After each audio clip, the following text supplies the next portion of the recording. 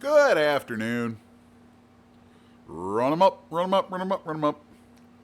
Check, check-a-doodle-doo, check-doodle-doo, check-a-doodle-doo, checking the audio. Hello, are we good?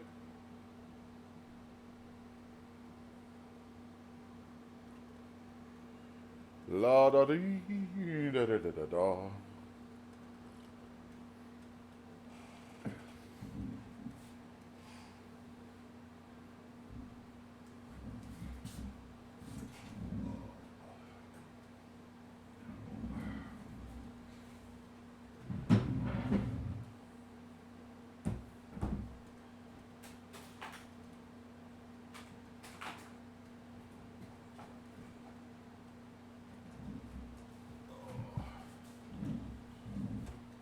Are we on?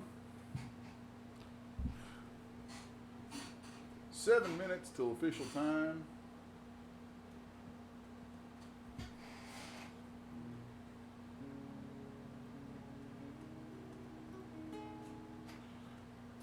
So, I'm going to noodle until time because it's fun. That way there's something going out and y'all can tell me if the audio is still solid.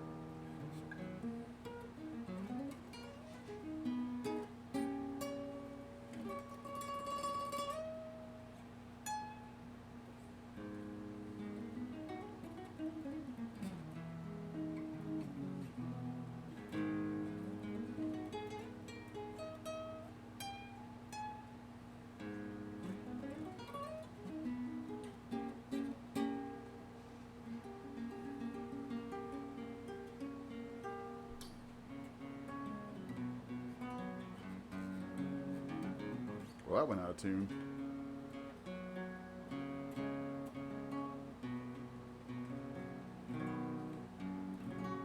This poor guitar.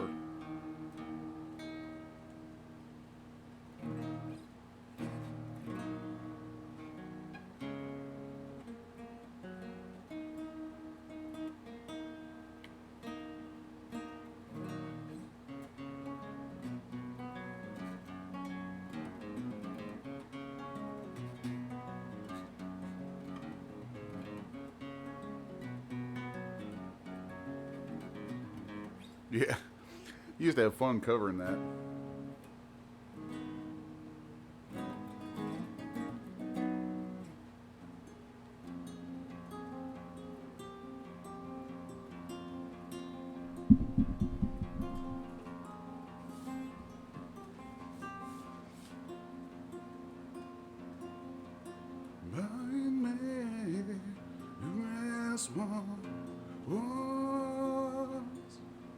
Stillborn, I have become.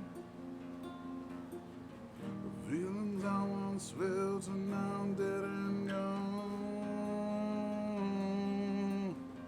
I waited here for you for so very long.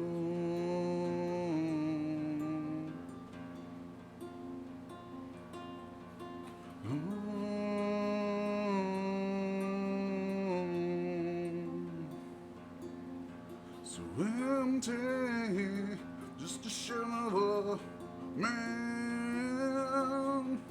Still don't I understand. The feelings I once felt are now dead and gone.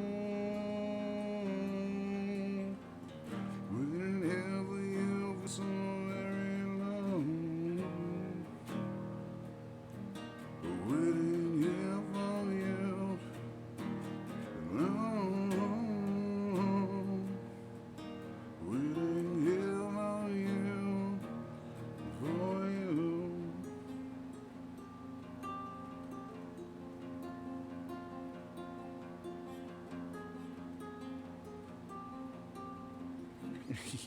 I love that stupid song. Matt, can you hear anything?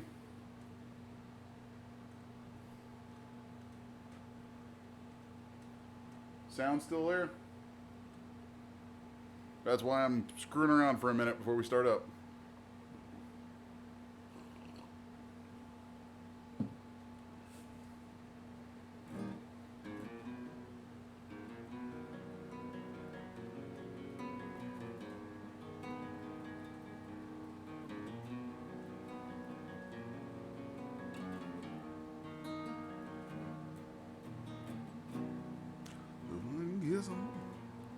What was that? Well, I guess I feel. Lord, I guess I had my fill. I guess much more. Oh crap! What was that? Holy crap!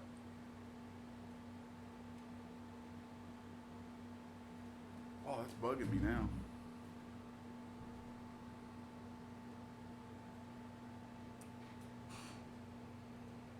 Oh well.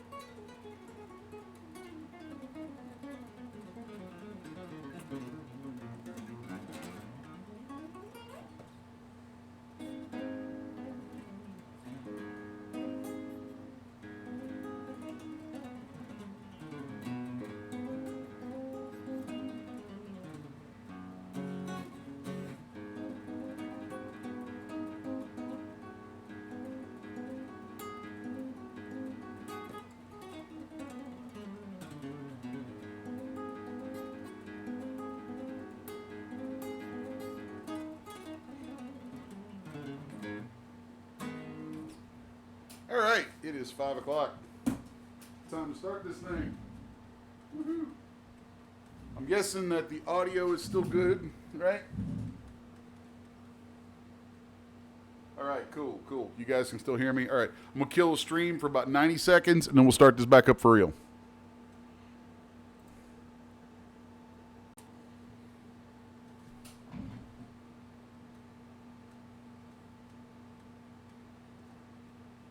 All right, and we are back for yet another week of the Content Artist Development Series from CGBytes. I am Les from 6S1, as always, and this week is a little on the special side because it's what I call a pickup week. So it's a lot of fast and loose stuff today, and really what's going to happen is I want to look mostly to the chat. I really want to interact with you guys a lot more, and we're going to be looking at the chat, looking for some questions and things from folks, and I want to take live feedback from you guys, or live questions and comments and things, and see where it leads.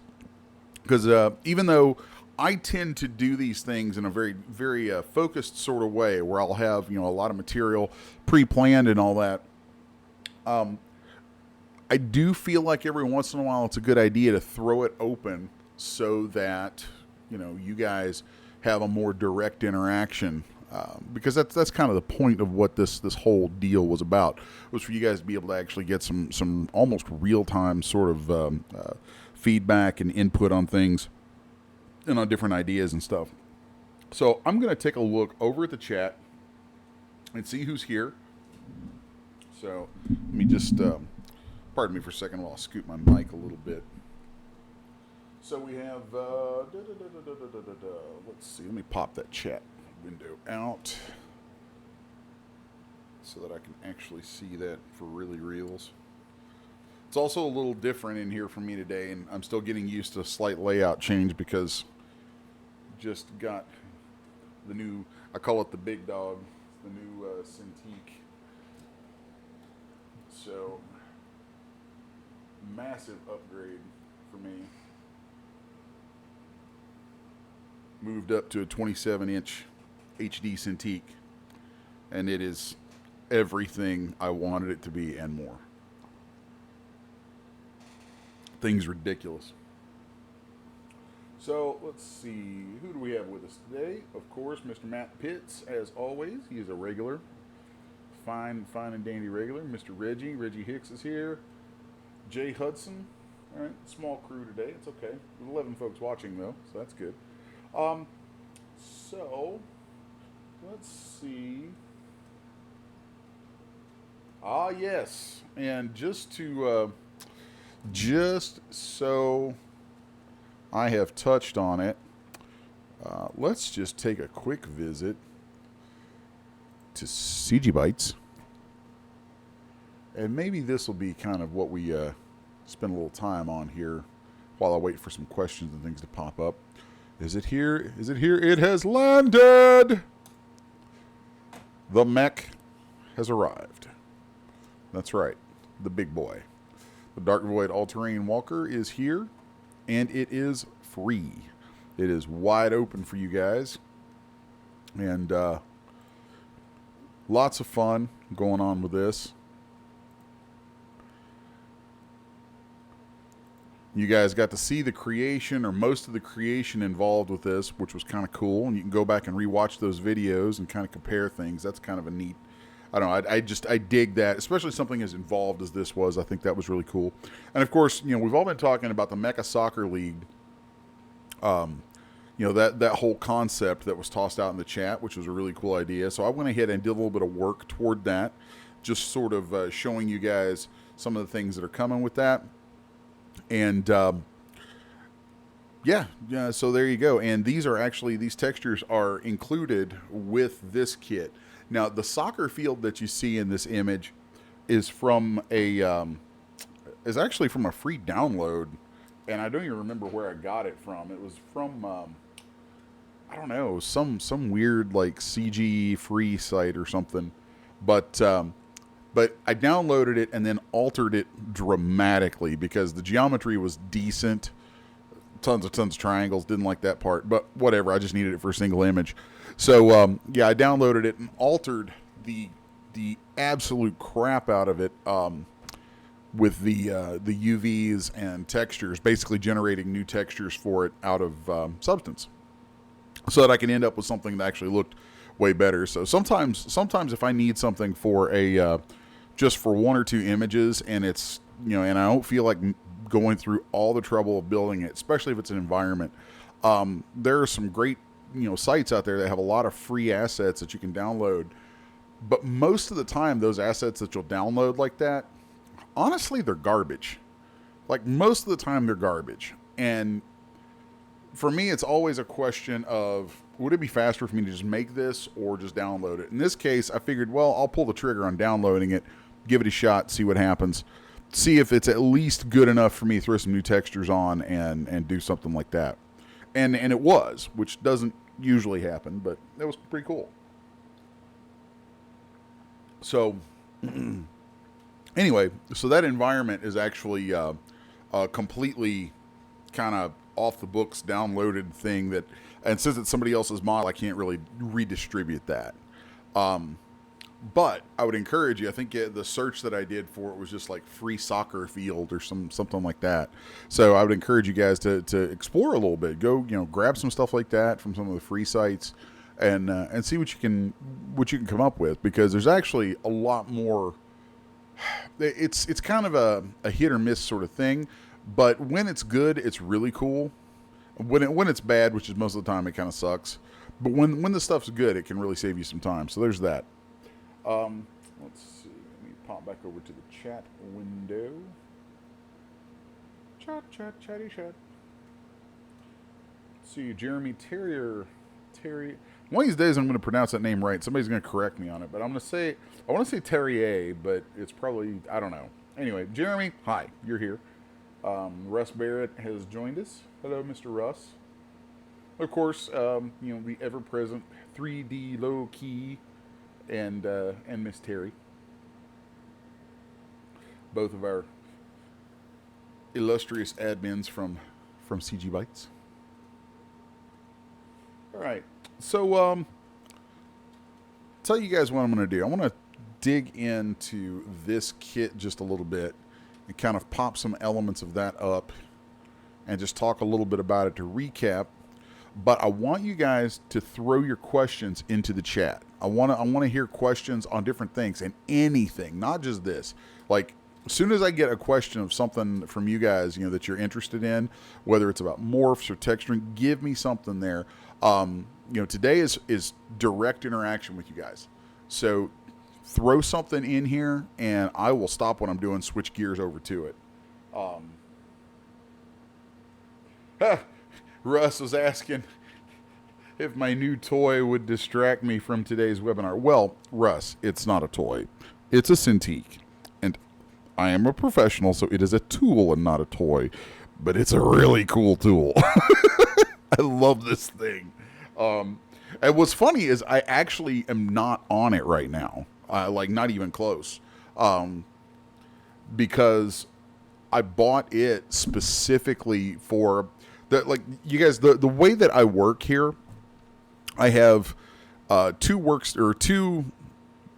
desktop workstation machines, and I got kind of a large sort of C-shaped desk area here, or L-shape that eats up a giant corner, and so I've got two desktops, and one of them I have a big like an older Intuos tablet.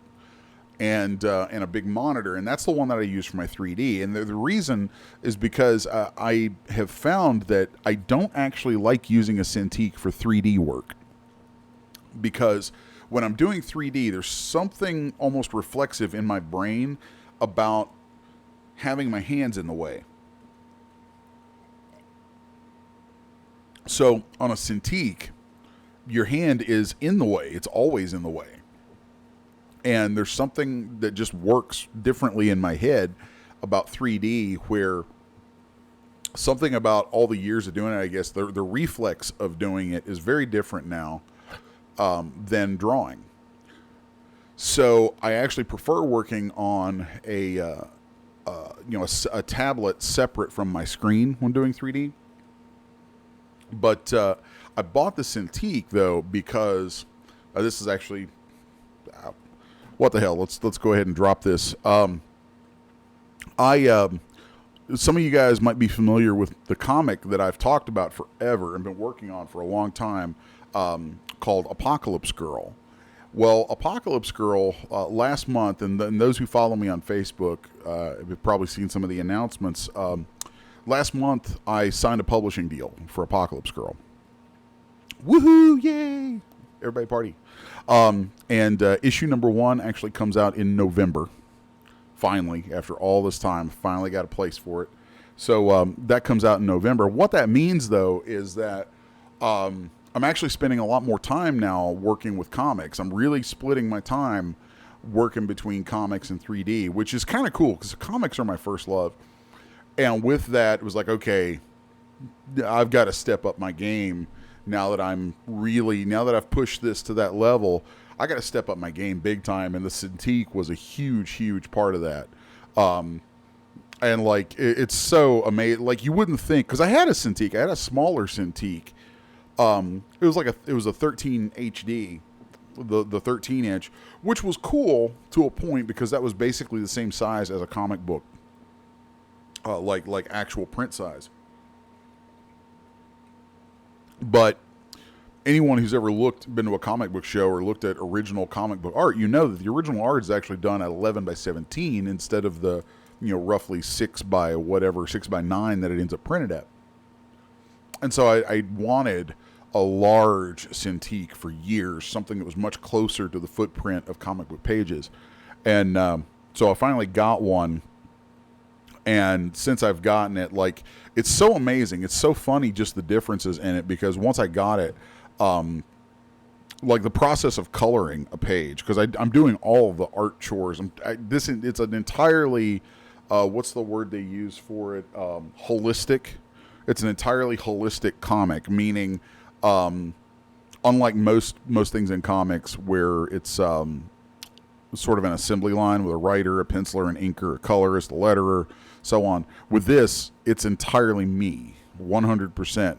And I found that once I got this big Cintiq, the biggest thing that I have found is I didn't realize how slow I actually was at coloring, because with the 13-inch, I would get things done, but I don't understand the difference. But once I switched to this larger Cintiq, like I've colored like 5 pages in the last day. So it's just ridiculous, you know, and that's from where it used to take me like a day to do a page or maybe 2. So yeah, it's just absolutely amazing. I love this thing. And then doing digital inks, because I draw and ink digitally. But I wanted that very traditional feel, and having a larger form factor that's closer to my original pages. Oh God, it's so good. So anyway, yeah, and I knew somebody would do this. I knew somebody would be like, "So how's that new Cintiq working out?" And I would totally get derailed for like ever, because it's, you know, it's this giant slab of heaven sitting on my my drafting board here. But so anyway. So yeah, the Cintiq, to respond to Russ, long response to Russ, but yes, the Cintiq is treating me really, really well. It's sweet. Oh man, let's see. Jeremy, I have lots of tools to make skin look wet and grimy. Geoshell's problem is that the outfits are left dry and clean. How can I make the whole person outfit look wet and grimy? Okay,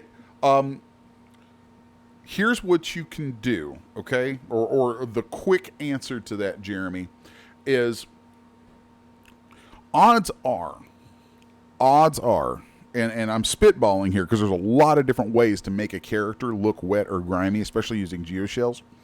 But odds are, you have these you probably have some geoshell presets that you can drop on that give a wet or grimy look. Those are creating an overlay over the character. Now, if the textures that those are using are specifically painted to the character, then you're not going to be able to copy those over onto clothing very easily. But sometimes people make those and they use tiling textures in them. And if you're using a tiling texture in there to get different degrees of dirt, grime, or wetness, then you could copy that surface. Right, you could right click in the surface menu right here, this guy. You could right click on a surface and copy that surface, its texture, all its parameters, and then select the clothing, and you go to create right here. Go up here and create a new geoshell, and that will create a geoshell following the clothing. And then once that pops up, you would paste your surface that you copy. You just right click on the surfaces for the geoshell and paste. And if it's something that's tiling, it should probably still kind of sort of work out okay. There's a lot of different ways that can play out. Now, one of the things that I am like, there's a lot of things I like about Daz Studio, but one of the things that I despise about Daz Studio is its material system. Because, like, let's take a look at that for a minute. This is something we haven't really drilled into before in here, but I'm going to show you guys this thing because it is just irritating. Okay, just the way that this thing navigates is very aggravating to me. So like let's load the let's load the material for this thing's hull, because it's a relatively simple material setup actually. So let's do import from scene material. So here is what you get. This is the iRay Uber shader. And most everything people are doing inside Daz Studio is using the iRay Uber shader. And the reason is because the Uber shader is not just something that's a Daz thing. Uber shader is a term that has been kind of bandied around a lot in the last couple of years in 3D, like in the broader world of 3D, where in pretty much corresponding with physics-based rendering. So an Uber shader is what happens when you have this physics-based method of rendering. Well, in order for that to work, you're going to have different types of algorithms and things that are going to emulate different ways that light interacts with things and so on and so forth. And what people have done, instead of saying, oh, I'm going to use my skin shader, I'm going to use my metal shader, I'm going to use my blah blah blah shader, lots of folks, lots of different software companies, lots of different studios have gone into software, not unlike Daz Studio. This is exactly what they've done, is the same thing Daz tried to do here, and built a shader that has all these different attributes that would drive the bazillion different things you can find under the hood in a physics-based renderer. That's all Iray Uber is.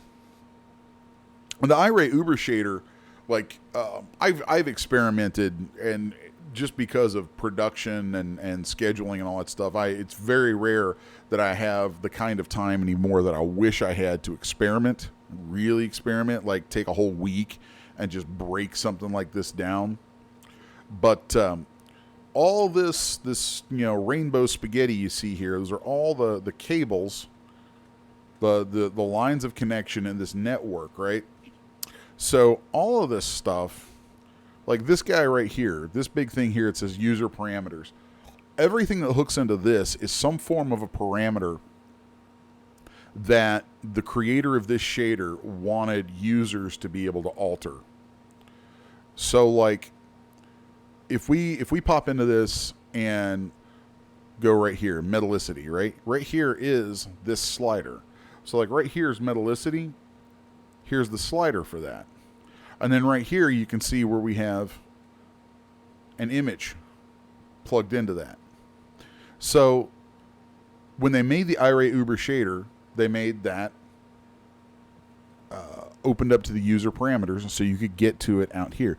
Anything that is not made available through those user parameters, then you can't edit directly.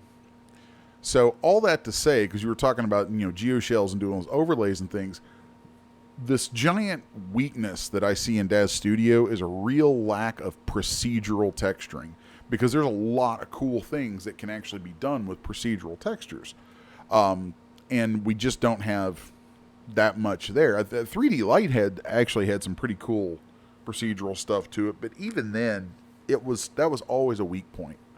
It's still a giant weak point in Daz Studio. And with Iray Uber, there are all kinds of, or with Iray, there are all kinds of samples that we can go to. We can drill down to, let's see, where are they at? Oh, there's so many shader presets, Iray, okay, and so like here, these are all Daz Uber shaders. There's the Iray Uber base. All these are variations on this guy. And then there's the NVIDIA MDL examples. And if you ever use one of these, by the way, if you ever click on these, throw them on something and then open them, you'll see that they're just wildly different. Like, let's throw that car paint on. Oh, let's see. Let's grab that. I said, let's grab that. Let's throw that car paint on. I threw it on the whole thing. Did I throw it on the whole? Yeah, threw it on the legs. So, and it might even be a pretty cool shader. It really might. But let's switch this over to Iray for a minute. So if we play with those, really the point of where I was going with that was I wanted to open this up. So let's go into the legs. Let's go in here and open up our shader mixer, and then import from scene. Okay, so here you see this is that example from NVIDIA, dramatically simpler. Just ridiculously simple compared to the Iray Uber shader. So the really come back here. Oh, and there are giant interface problems with this thing too.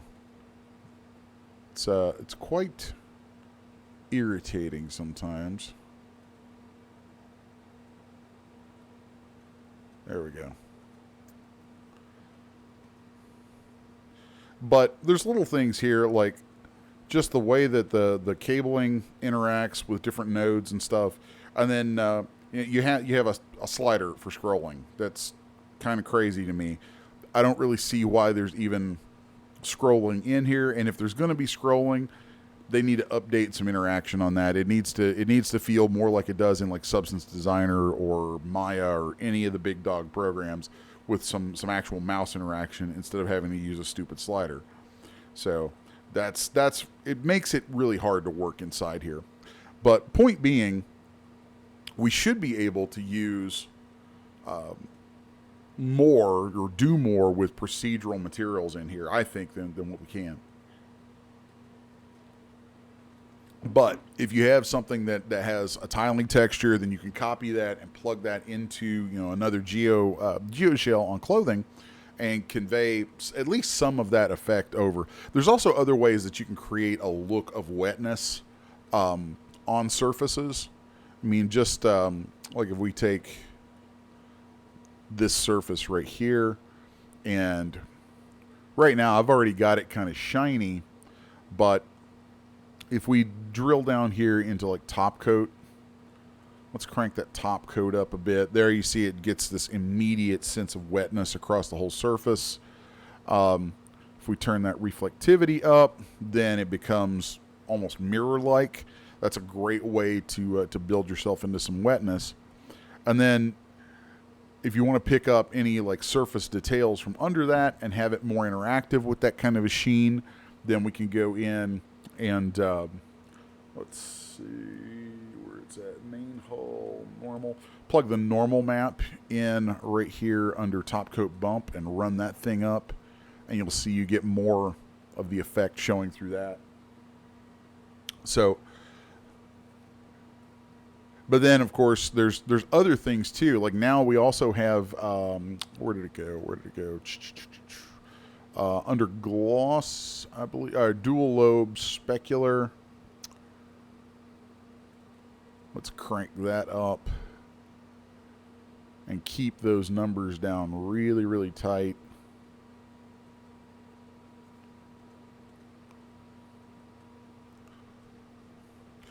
The key to all of your sort of wetness, that sort of thing, really is in those different kinds of glosses. All of those are just amping up, basically for anything to be glossy, for a substance to have a glossiness to it, right? It needs to have as little porousness to the surface as possible. If you think about it, basically anything that reflects is polished. It's polished very smooth. That surface has very little porousness to it. And the smoother a surface is, the more it can respond to light, the more it can reflect things back. And so it's really kind of interesting. Like if you wanted to create wetness in something too, you would want to be able to have areas of absolute smoothness that reflect, but guide those areas maybe with some maps, like a noise map or something like that. So those are just kind of some thoughts on the subject. I can kind of, it's funny because questions like that become kind of a rabbit hole for me, and I can go down that rabbit hole and we'll come out on the other side of the planet, and it'll take me a day to get there, and I'll probably wander across a dozen things on the way. But hopefully some of the conversation there at least sort of gives you some food for thought, places to look, things to explore. So I do want to take a quick look back over at the chat. Also need to mute all of this goofiness. There we go. So let's see.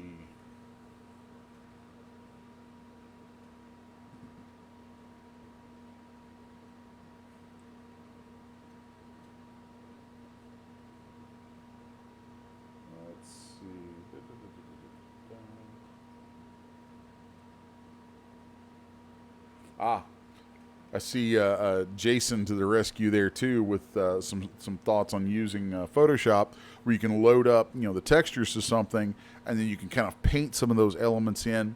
And kind of building on what he's talking about there, he said load the original texture into Photoshop, make a new layer, use brushes, etc. to add dirt and grime around the texture map. Then turn off the original texture and save the rest as a transparent PNG. That is a great way to work. Then Terry also noted using the layer image editor, which is, I can show you guys real quick where that is at, because it's something that I actually don't use this very much at all, but under anywhere that you have an image loaded in DAZ Studio, you can get to the layered image editor. And like I said, I don't really use this hardly ever, but you can do some neat things with it. So like here's the color map for this hull.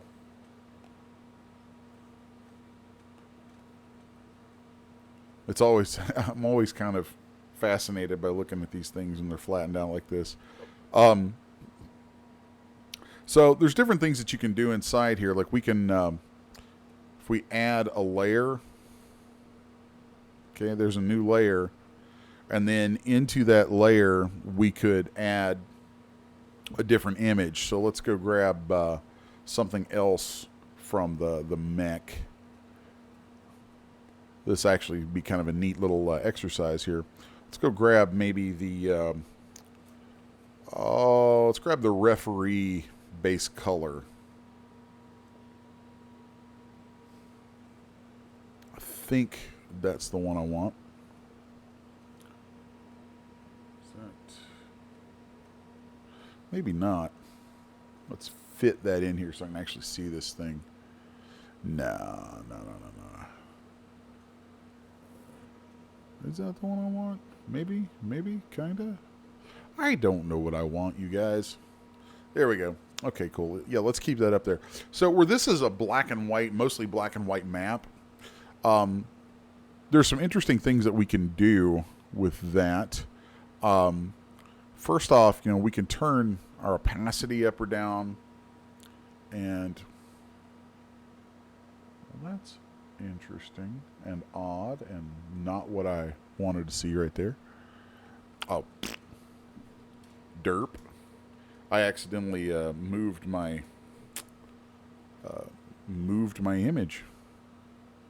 Here, let's just delete that off there. Come back here.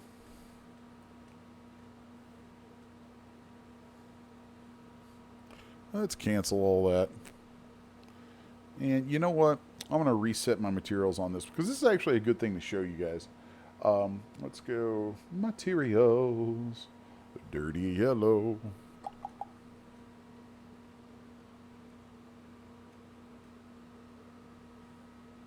So let's grab this guy right here.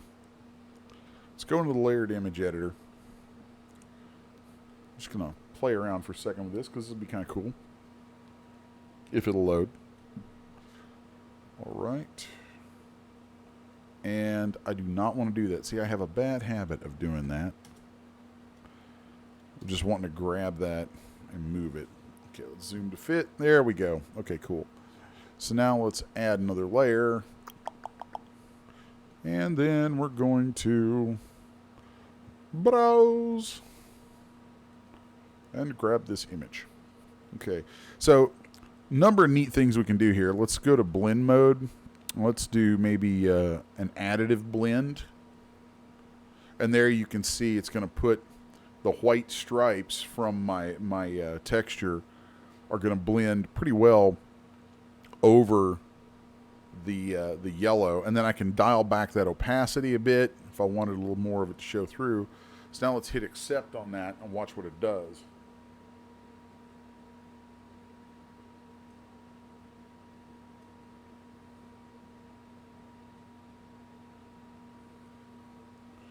So there, we get some variation right there on the fly just from combining those things through that image editor. Now, let's open the image editor up again. Probably shouldn't have closed it because it's so slow to open.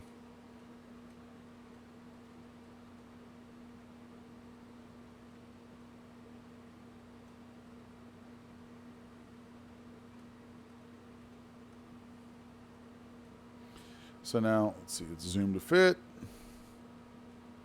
All right. Then, right now we're set to additive blend. That's cool. Oh, let's do...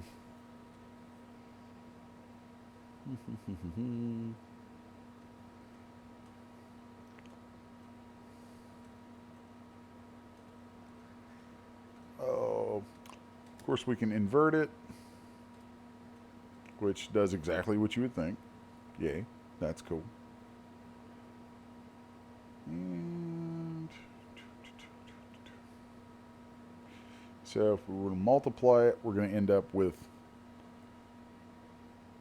those kind of effects. And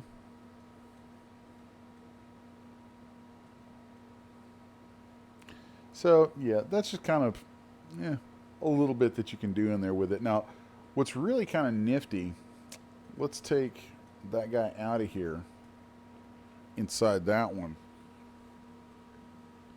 Let's say we wanted to... Okay, that's fine. Accept it. Cool. Derp. So let's say we wanted to use that map to make a color change. It's kind of a similar theory to some of what you can do in the image layer, in the image layer editor. But I actually really dig that they have this. There's a little thing in the iRay Übershare that is a diffuse overlay weight, or diffuse overlay.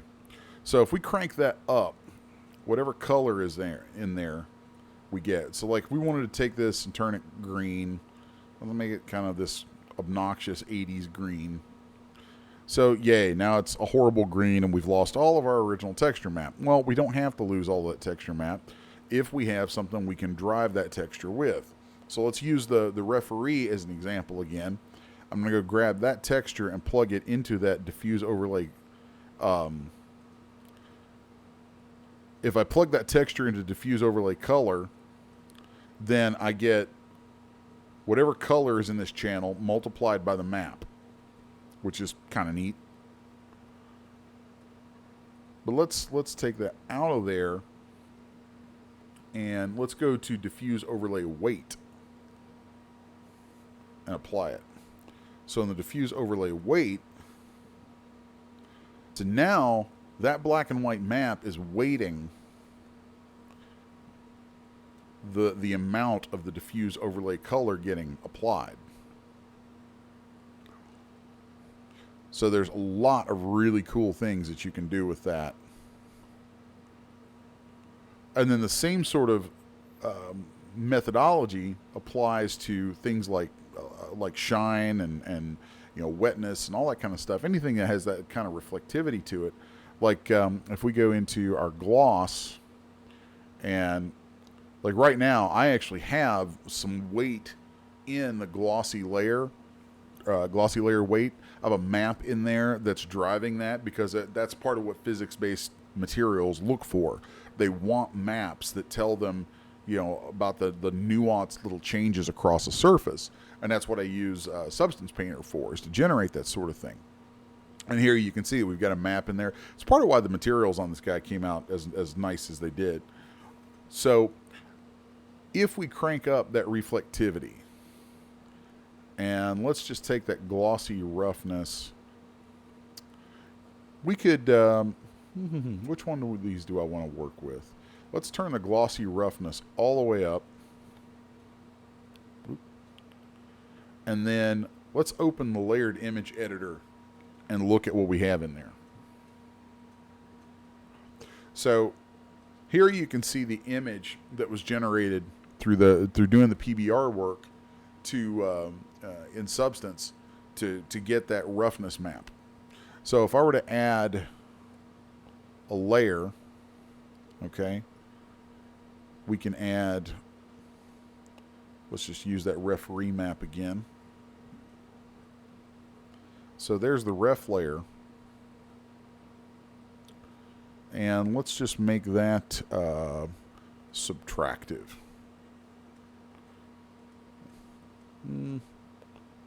Or, I don't know, additive? Let's do additive. That might show up a little better in the viewports. Now if I hit accept, you should see a pretty dramatic change in our surface.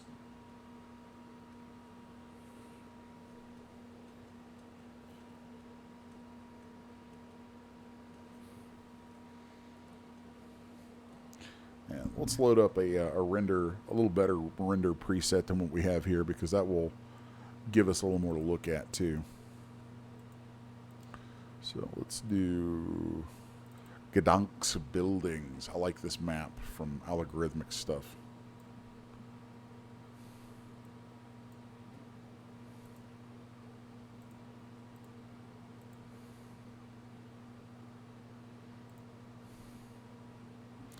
I do have a little bit of bloom turned on in that, so I'm going to turn that off.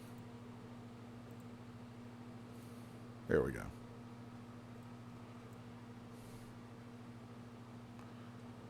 So now, looking at this, we should have a pretty darn reflective surface there.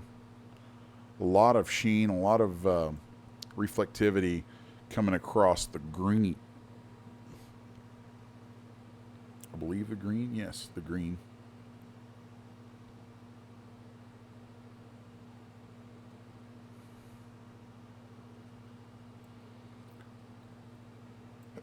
Pardon me. There we go. That's what we're looking for. The value sliders on roughness are a little counterintuitive, because when you crank them all the way up, it's actually making the surface very rough, treating it as if it were very porous, so light will just kind of diffuse across it. So even if you're using maps to drive it, sometimes you still want to run those values down and let the map have an effect inside a tighter value to get something like that.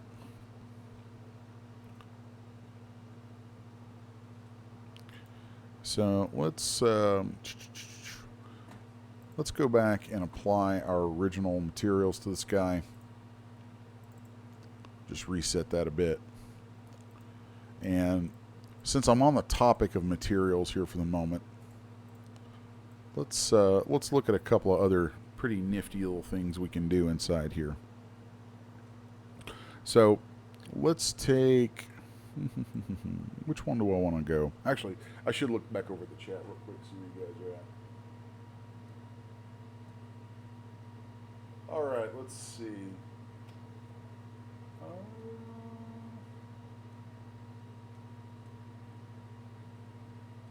Updates.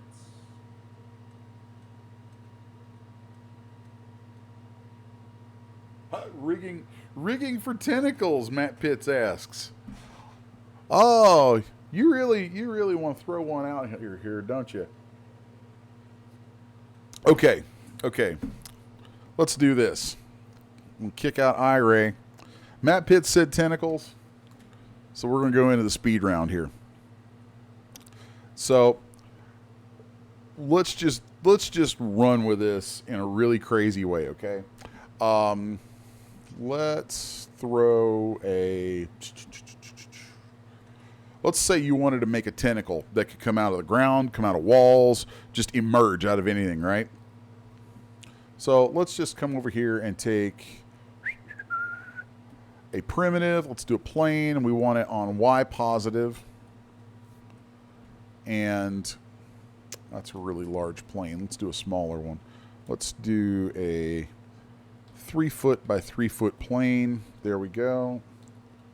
Okay. So now, before I can show you how to rig a tentacle, we have to have one. So let's have one. Let's make one real quick. I'm going to send this baby to Zbrush.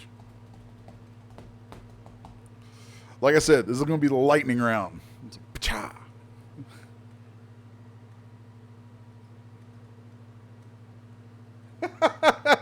Airspeed velocity. Somebody said no one's allowed to ask what is the airspeed velocity of an unladen swallow. Oh, you guys are a hoot. Oh, I have to update Zbrush. Bad less. I have not done my update yet. All right. So here we have our lovely little plane that we sent over that we're going to use to make a tentacle from. So let's just make a couple quick changes here. Let's turn on my transforms, my transform symmetry, activate symmetry to X and Z. Then from in there, we're going to go to geometry. Then from there, we're going to go mirror and weld. I want that to mirror and weld on X and Z.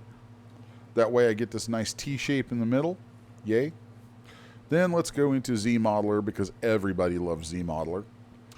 And then I'm going to hold my mouse over a point, go to split. Zoom. There we go. We pull that out. And then let's do about that much. Just Q-mesh those guys out. Let's do this. Do. There we go. Switching off to the Gizmo 3D tool. Gizmo 3D. Yeah. And let's just make that long enough that it is at least somewhat interesting. And then we're going to give it some taper there, just using the global, little scale global handle. And then from there, let's turn off our symmetry for the moment, just so it doesn't confuse us too much. Hold the mouse over an edge. We're going to go to insert multiple edge loops. And then I'm just going to throw a small buttload of those in there for the moment. And buttload is definitely a technical 3D term. All right. So there we have that much. And then this is kind of a boring tentacle. So let's just give it some shape.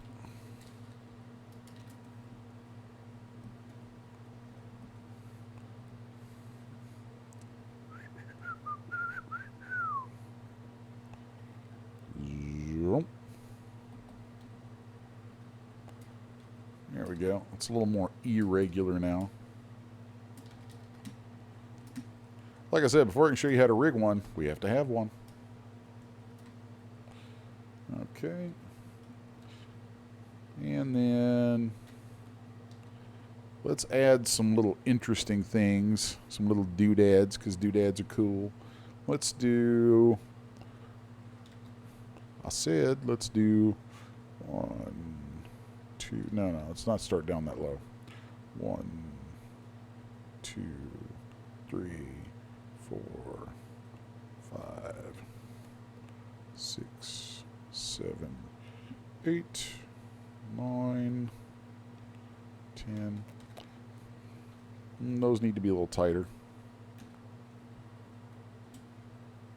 Dink, dink, dink, dink, dink, dink. Toit like a toiga. All right, there we go. Doom, doom, doom.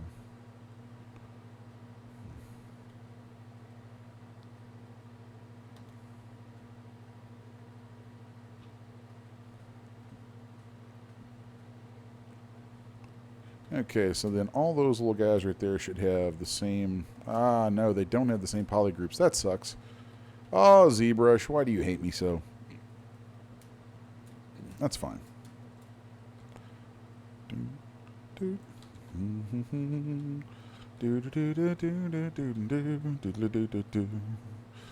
Just gonna make some little circles and put them in their own poly groups.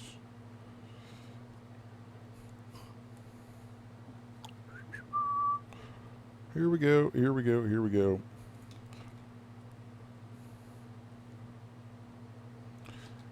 See, I really should have pre-polygrouped the rest of that before I shot those little circles in there. So let's do that. Now we have our circles. And then let's do this. And we're just going to 1, 2, 3, 4, 5. And then I'm holding the control key and clicking and dragging on the scale handle there, because that will effectively inflate or deflate instead of just scaling.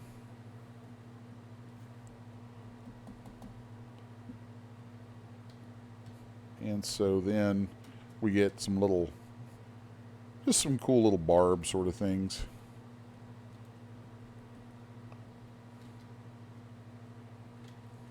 You know, just something.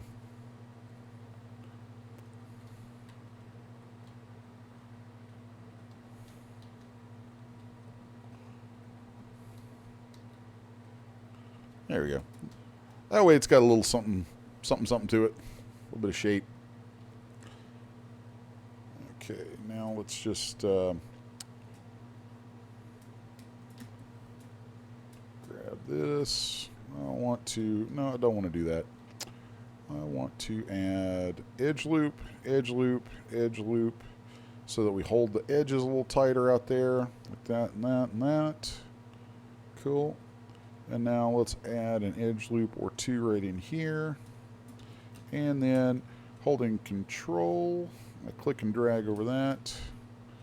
So now we should be able to do a little bit of smoothing here. I don't want it to get all of the corners of this. That's the thing I want to protect. I want to protect those outer edges. Okay. And then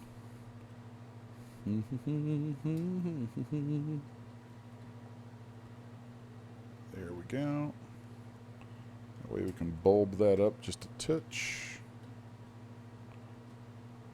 Cool. All right, so there we have a tentacle.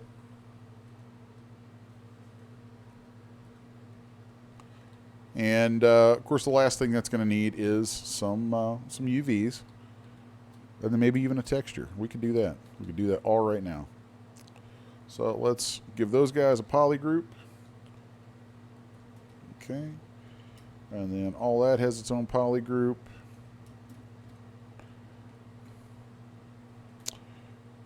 Then I'm actually going to break this up a bit, because I know just from experience how wonky those UVs would be if I don't. So I'm just creating some smaller groups here that UV Master should play with more nicely.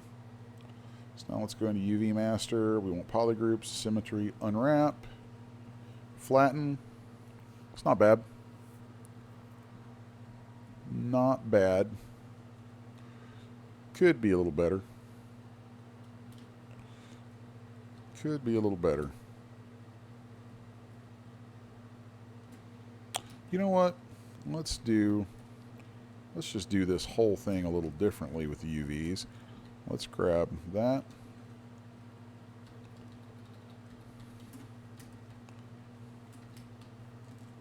Yeah, let's put the little barb things in with the rest of it.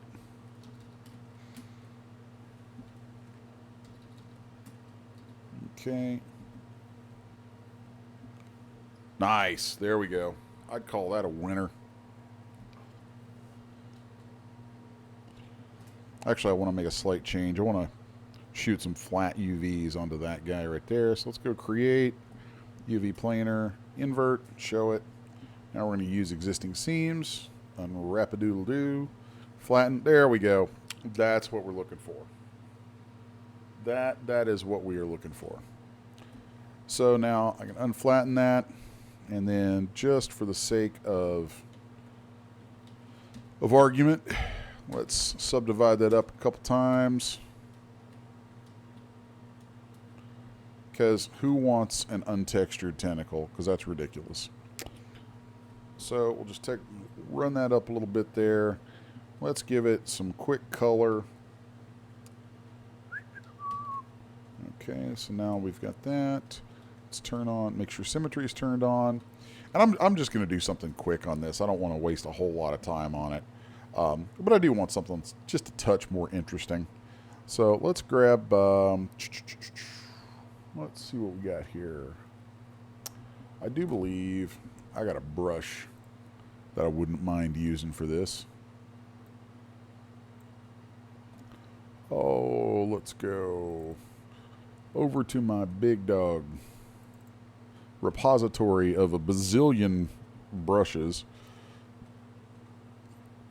These are all my in-house brushes. Made some interesting new ones with ZBrush 4R8. Let's grab the monster scales, and then let's grab monster teeth. All right, monster scales, and then which one of these do we want? Oh, and if you haven't modified ZBrush this way yet, I've turned off that big top bar thing that has all the contents of these kinds of brushes, because it really bothered me having it there, when I can just hit my M key and get to all that stuff most of the time. So I just prefer that.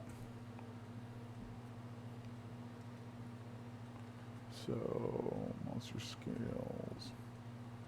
Let's grab this other one. And then we'll just, pretty nifty. Make that step radius a little further apart there. Yeah, that's not really going to hold up the way I'm thinking. There we go.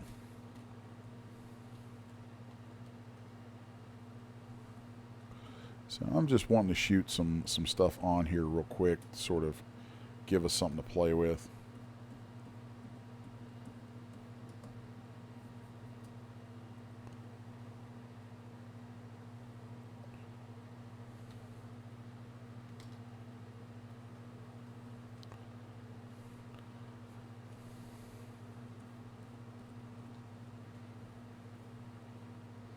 Be a little easier if I tilt this over. All right.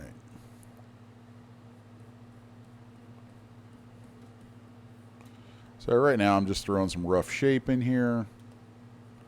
End up smoothing a lot of this out, just to kind of rough this thing up a little bit.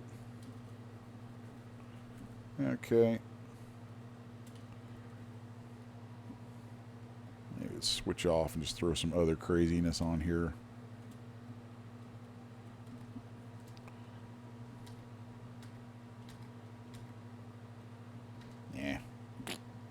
Don't really care for that.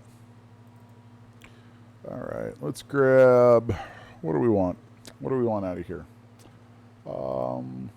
These guys have some interesting things to offer. Yes, there we go. You know what we're going to do? Kind of start that process over a little bit. Like this. There we go. That looks, you know, like it has some texture to it.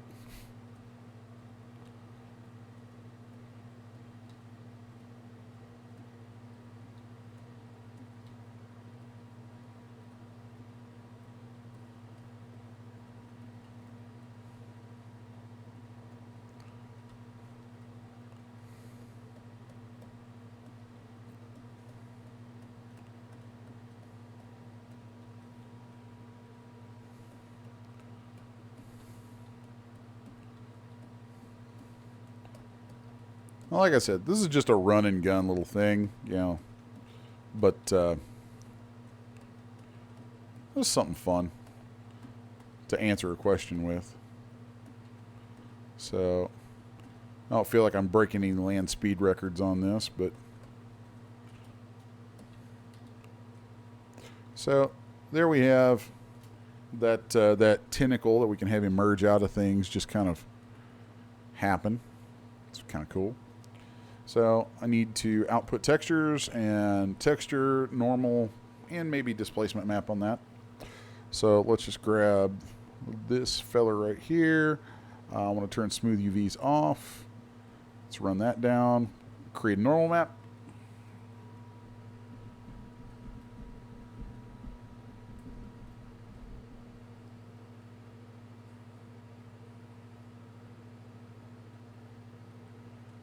I love that the entire chat has like devolved into everyone sharing Monty Python. That's awesome. I am amused. You people have managed to amuse yourselves, and that's great.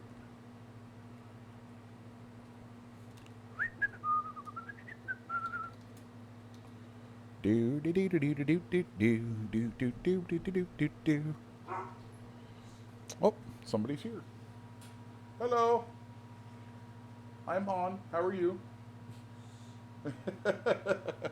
Rebecca just came in. Oh, all right. So there we have normal map. Then let's go and generate our displacement map. Hello. Say hi. She keeps shushing me. That's funny. And you know what? Derp. I have my texture set to the wrong size. So let's just do texture map. New from polypaint. There we go. And then let's do a new displacement map. So that's actually at the correct size.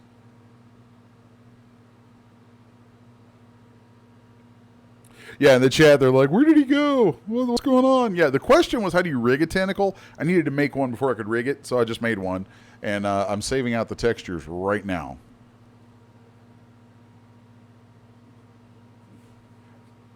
Mike, wake up. Mike Keown said, wake me when he gets to it. Yeah, well, I'm getting there right now. Actually, the textures are saved, and I can send this thing out. So let me just clear out my GoZ cache. And now I can name this. Let's rename. We'll call this let's see. Emerge. Really? Really, Zbrush? You're gonna do that to me? Here we go. Merging tentacle. There we go. And now I'm gonna send this back via GoZ. We're gonna create a new object from it.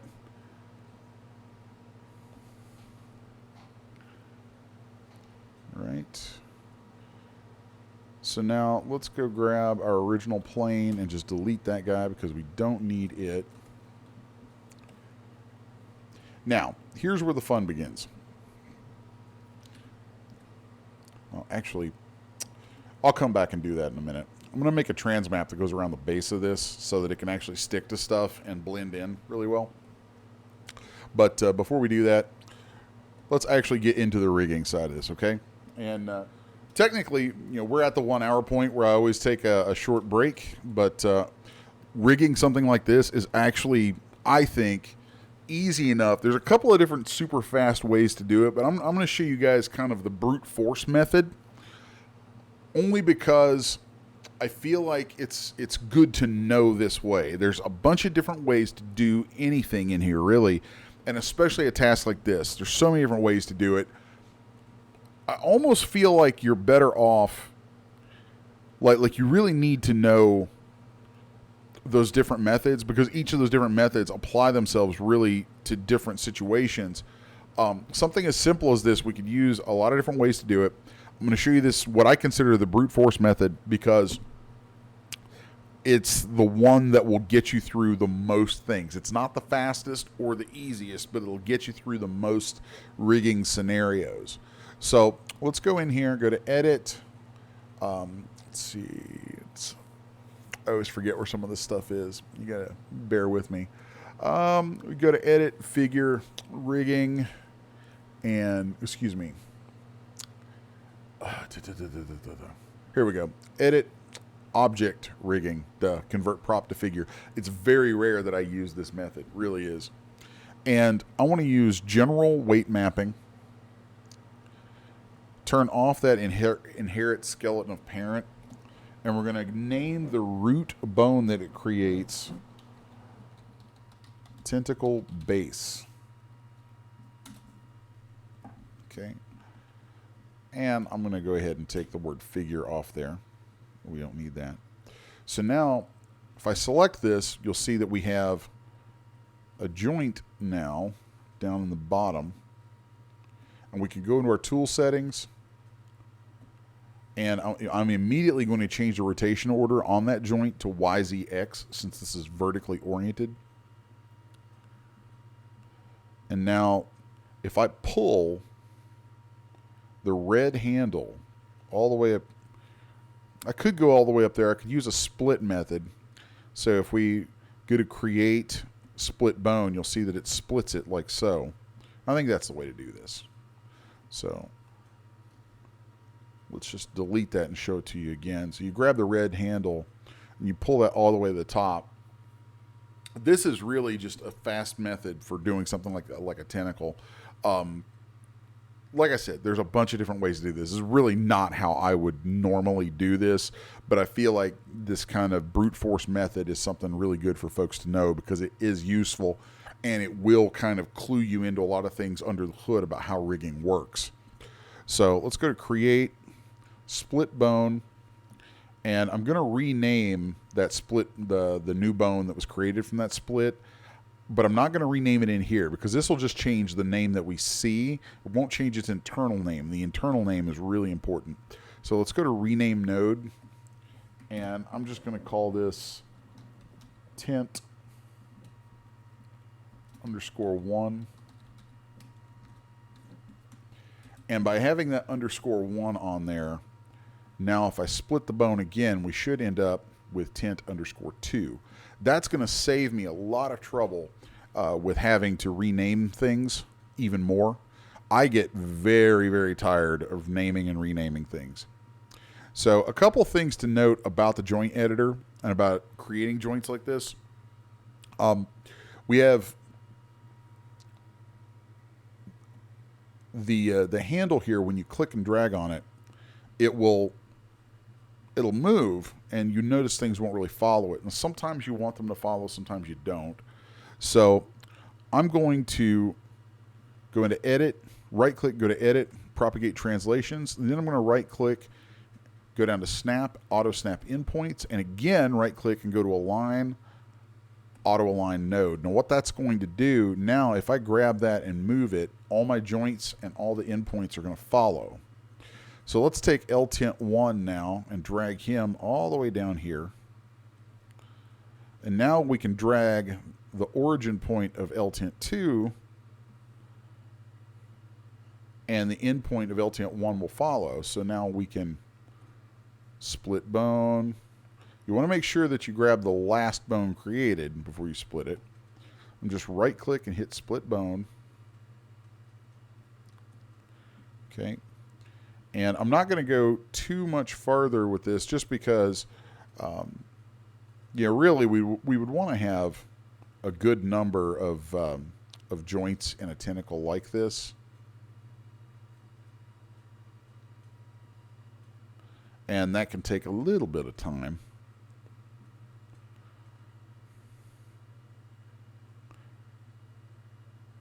Although it's actually pretty amazing with skin weights, just how far you can go rigging something that should move very organically and not having as many joints in it as you might think you would need. So let's do, let's see, there's number 6, number 7. Let's do one more.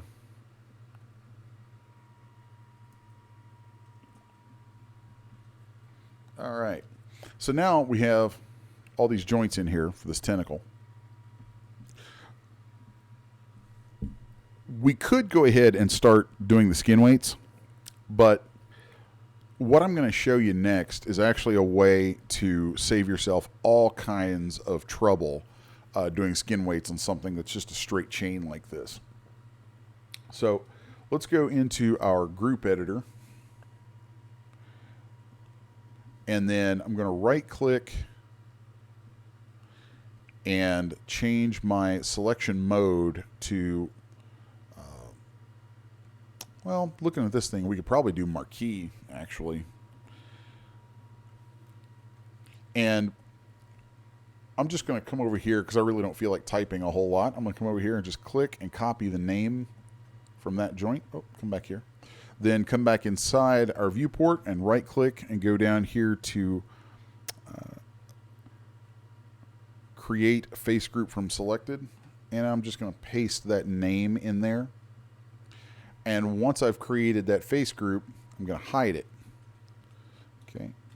And now let's look at our next joint here, L-Tint 1. I can see about how far that goes.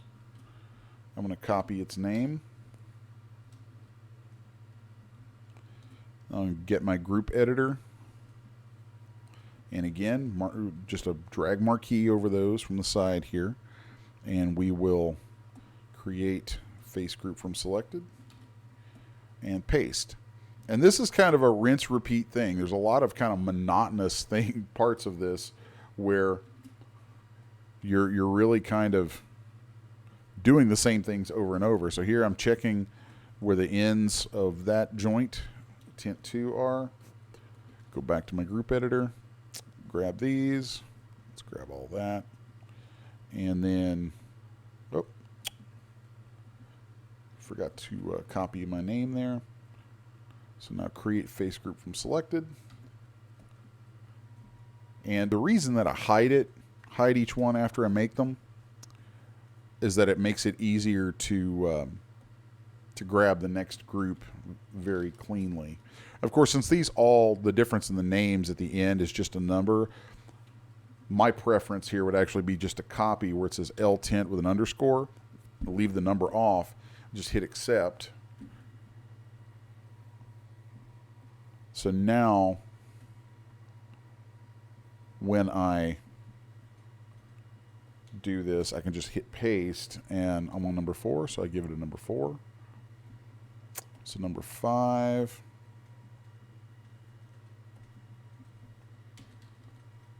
There's number 5. And we can also always hit Control F to zoom in. So here's going to be number 6. And of course I messed that one up. Not a big deal. Just remove that group and do it again. There we go. Then number 7 right here.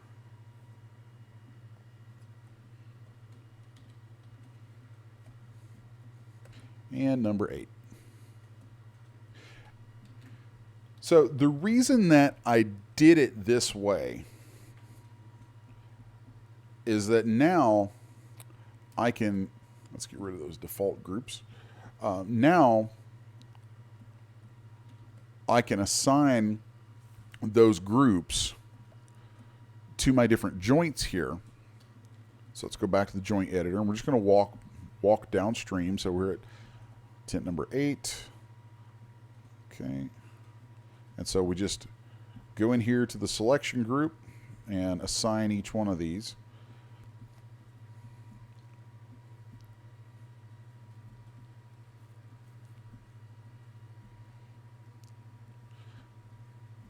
Also, just a little reminder I'm getting as I look at my joint editor here, I see things that are highlighted. That means the current position of these joints is not the actual default position on them. I haven't memorized my rigging yet. So whenever I see those highlighted, that's like a little reminder that I need to make sure I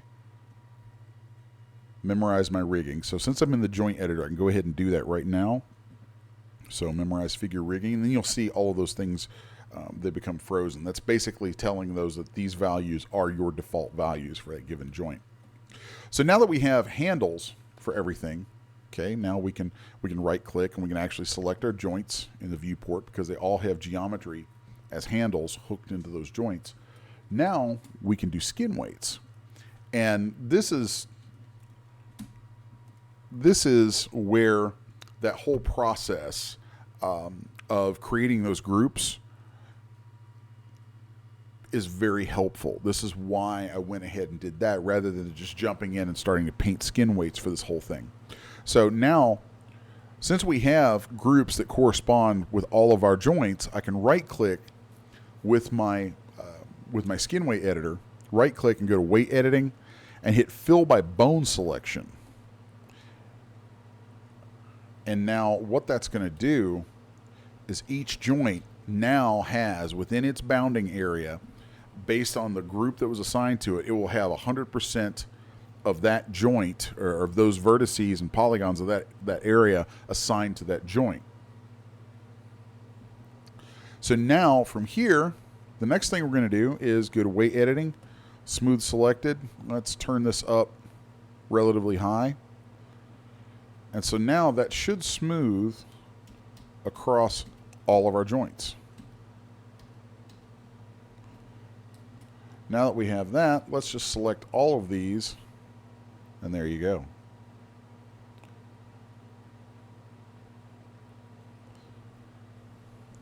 So I might want to tweak the base just a bit.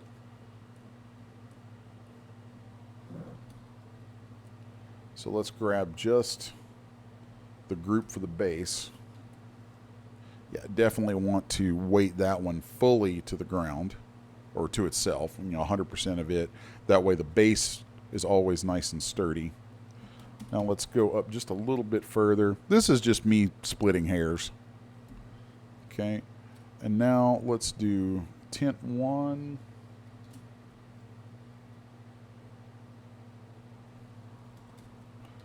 And I'm going to smooth it just across this polygon selection.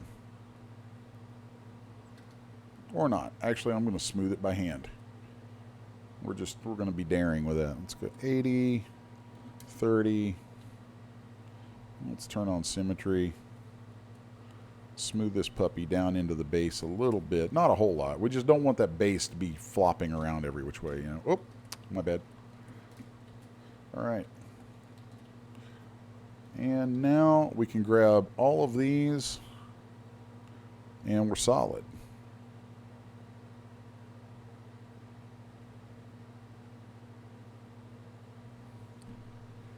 So there is the quick, what was that, about 20 minutes? 20, 25 minutes? Quick 20, 25 minute answer to rigging a tentacle, including building it. So since we have that made there, let's jump back over to Zbrush real quick. Let's run up our subdivisions, duplicate the subtool. I'm going to make that transparency map. Transmapping.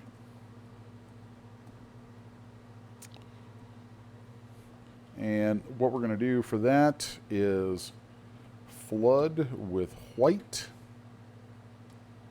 Switch over to black. I'm going to drag a mask that's just up over that bottom. Then I'm going to flood that bottom area with black. Then let's step down resolution a little bit. Maybe not that much. Blur just a touch. And then flood it a couple more times. And now let's just do one last little bit of blurring around there. And since we have some raised elements, let's do some quick masking. Let's do, where'd you go? There's my masking. Let's do mask by cavity.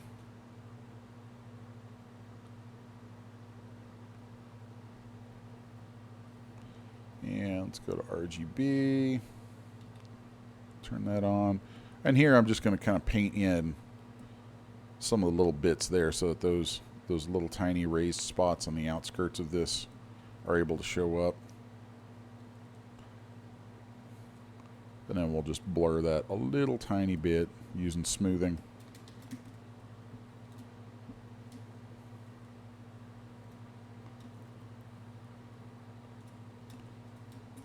right. So now we can take that and we'll do new from polypaint. Of course, right now, all of the textures that we have, that we've generated for this, they're all right now stored in the GoZ cache. So let's clone that and export. Let's see.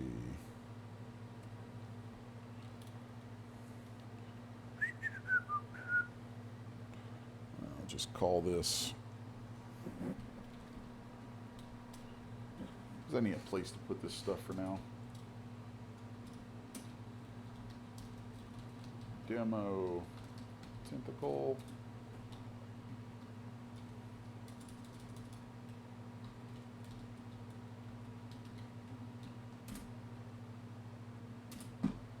All right, so there's our trans map. And let's go ahead and output copies of our other maps so that we have those. Emerging tentacle, TXTR, and then the displacement, which I will make a texture of, and now output that.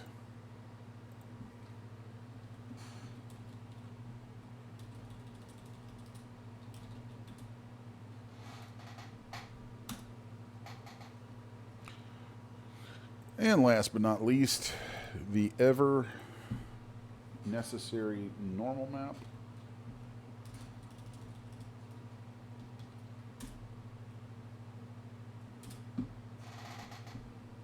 All right, so now we have those saved out.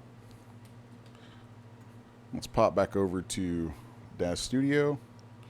Let's go into our surfaces. Actually, let's go into our groups and name that surface. All right. And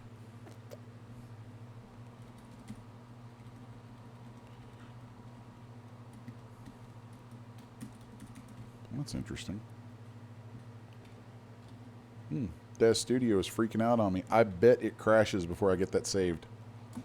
I would bet on it.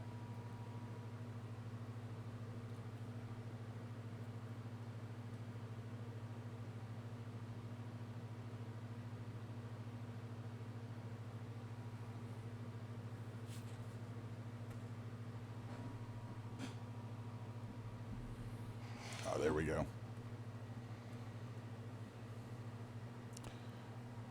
Let's just load the library up that I just made for this. That way this doesn't completely die.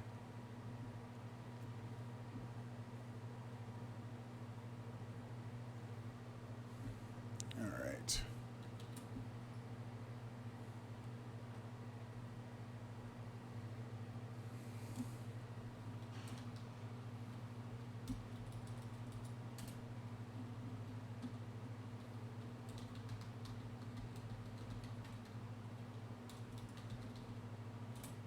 There we go.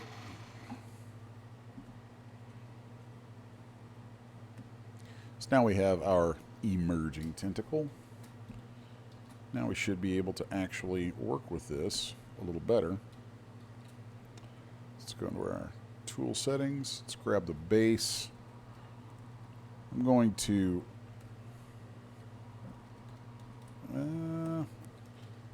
yeah, let's woo, where did I go there? That was horrible.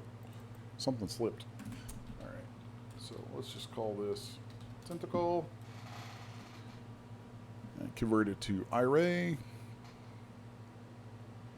And I'm going to go through and hit currently used and strip everything out of there because those things are all currently in my users Zbrush folder. That's basically your GoZ cache, and it's where things are temporarily stored.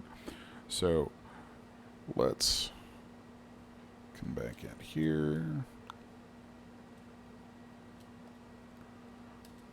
So there we'll have our color.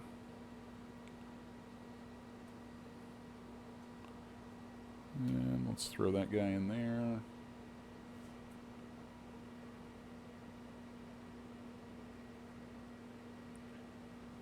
Let's grab our normal map. then under geometry, that's where we will find our cutout, which is the opacity. Okay. And it will make things look a little strange in the viewport, but, you know, that's such is life. If we switch over to iRay, we should have a pretty clear view of this.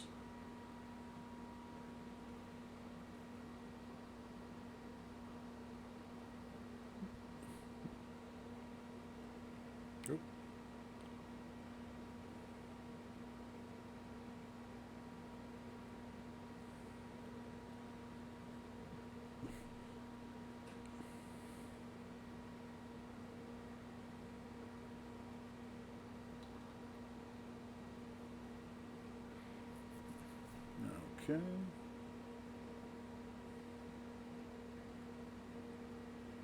And let's also give this a little more resolution by converting it to a sub. Oh, it's already converted to a sub D. Must have done that when I brought it over, and I just completely forgot about it. Cool. So let's turn that up a couple levels because it's really low res. And then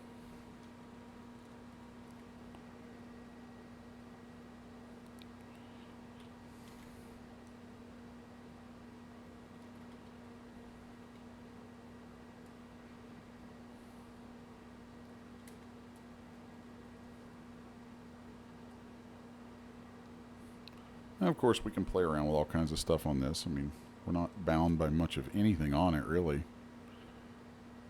Let's go through and maybe do a little bit of smoothing on some joints.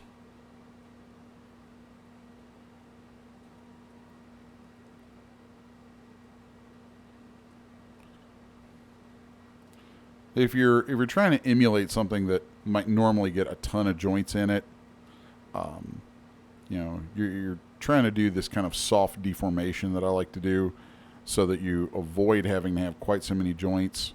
Then the trick to that is kind of painting your weights on up into things, and then smoothing it.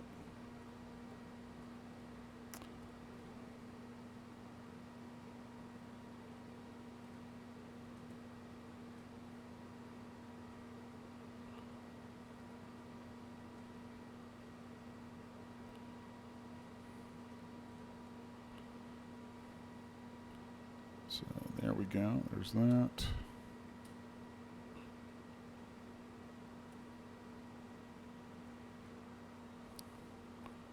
Let's take a look at that surface.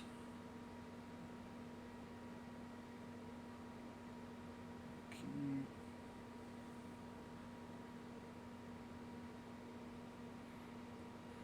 I kind of like this sort of inky black, crazy weird thing.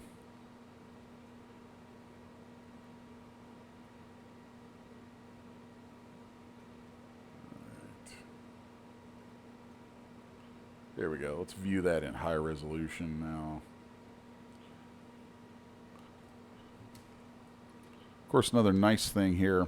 Let's just go to Puppeteer and store a dot of that pose real quick. If I wanted to alter the shape of this guy somewhat, I can come back over into Zbrush, since we still have this loaded.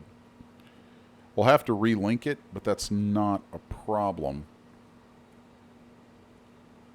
Let's go lower our subdivisions all the way down. And then I want to turn these textures off. Let's turn on some polyframe so I can actually see what I'm doing here. And I'm thinking that these little guys right here, these little nubs, maybe just need to smooth out a little bit.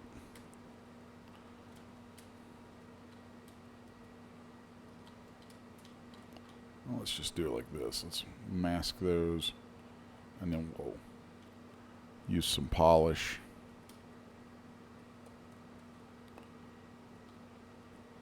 And then I want to inflate them a little bit. That way they have some room to relax when that smoothing hits inside DS.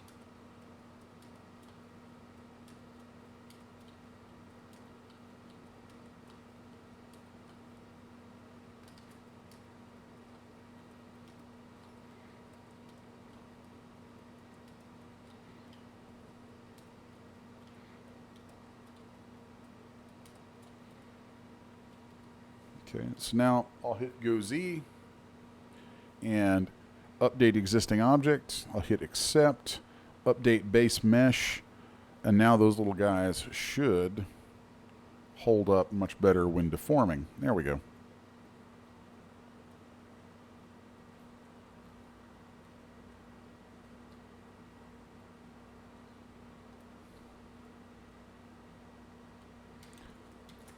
And we'll just save that.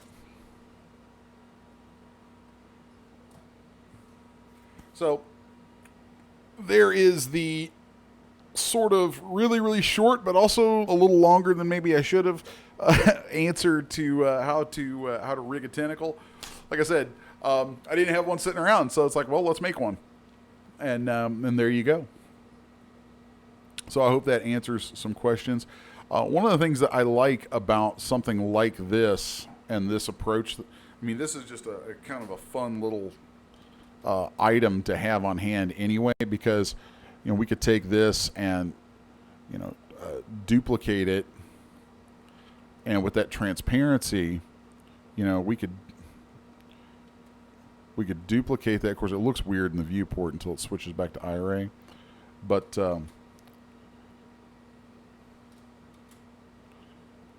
we can have a few of these.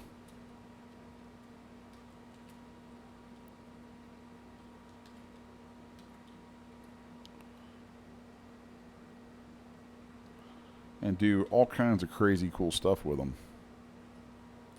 And just, make them stick to different surfaces. That's kind of a neat thing to have.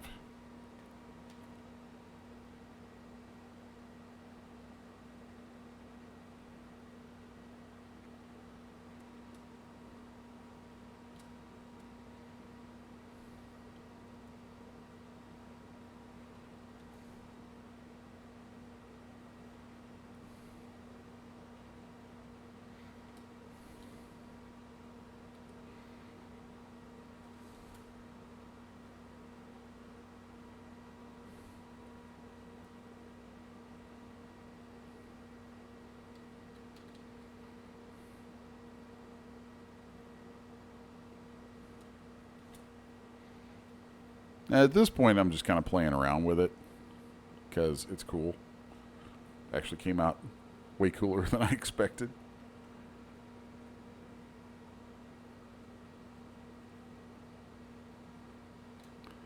And I'm just kind of setting it up so we could actually see a nice beauty shot of this thing.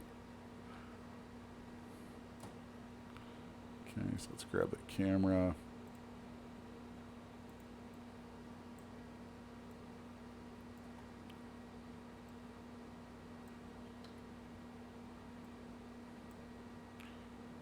Let's turn that on. Turn those stinking headlamps off.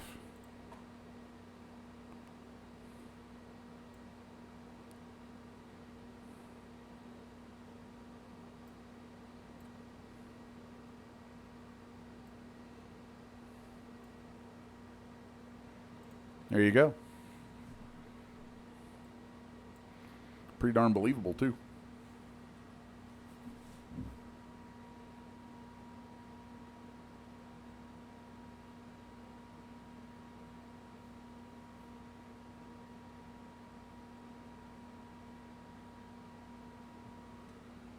Let's see. Terry asks if I can make this a freebie with the Go Z files. Yeah, I could toss this out there. I mean, it's not a, it's such a quick thing that yeah, packaging this up is no problem.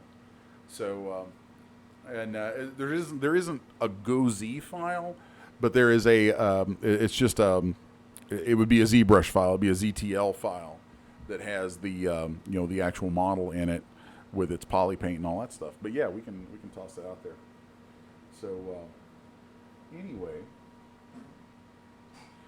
guys, I did not take my normal break at an hour in, so I'm going to step away for just a minute to kind of reset and grab myself some coffee because I need some coffee. But I will be right back, and then I'll be going back over the chat a little bit more, and hopefully can give some more answers to a few questions and help you guys out a little bit. So I shall be right back.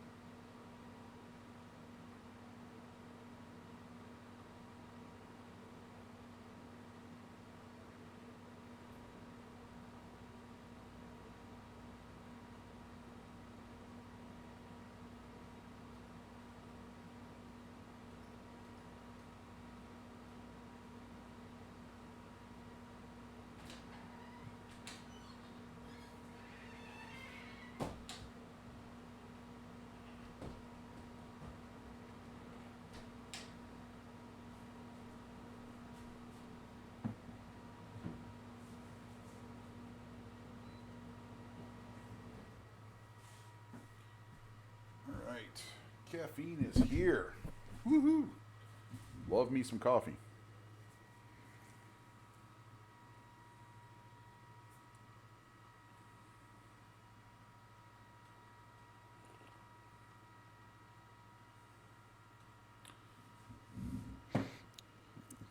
Tell you guys what, I'm going to go ahead and bundle this little puppy up while I'm here, just while we're on it. So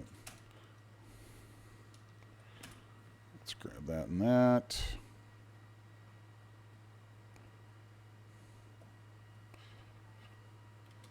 Couple quick little things. Something like this, I mean, this is just such a quick little deal. There's a bunch of things that people would normally want done in something if you're going to make it as a product. And thankfully, all of this thing's rotations are in the same order, so we can do this very quickly here.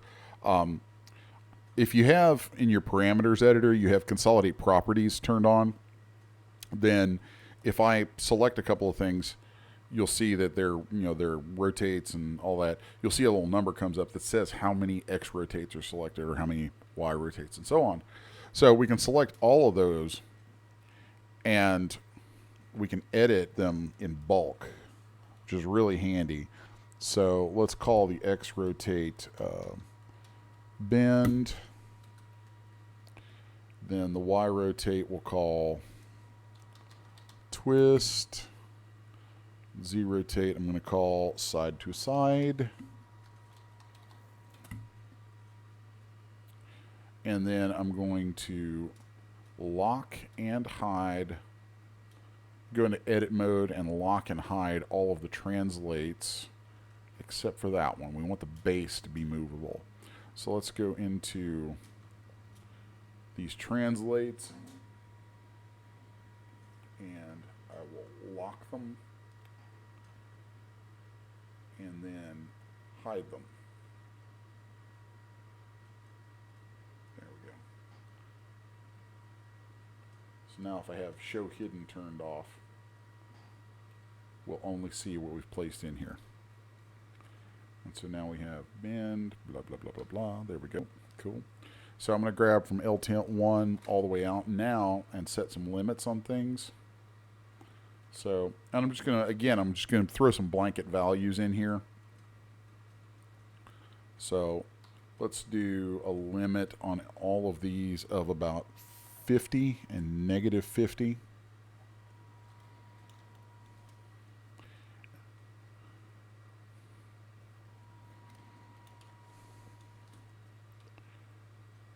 And here we go.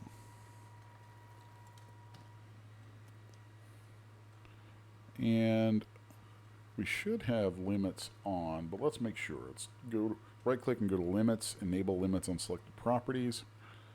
Okay, and so now all those have limits set. Now let's save that guy. There we go. And let's go ahead and make a nice thumbnail for it. Let's do a 300 by 300 because, you know, because that's how we gonna roll.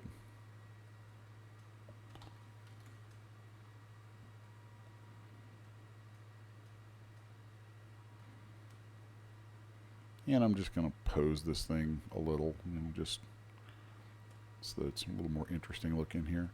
Let's switch back to our camera and go back to iRay.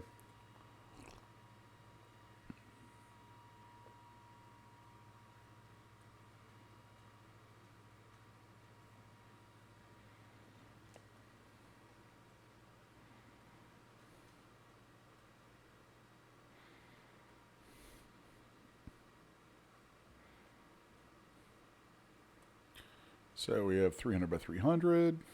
Let's do a quick render on that.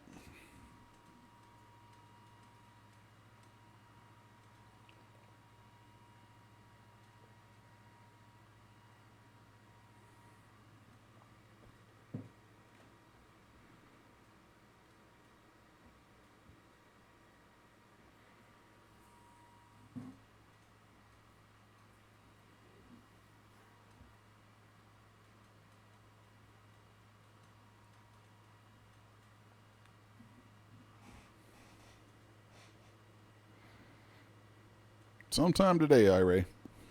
Thank you. So now I'll go to my render album, save as, ding, ding, ding, ding.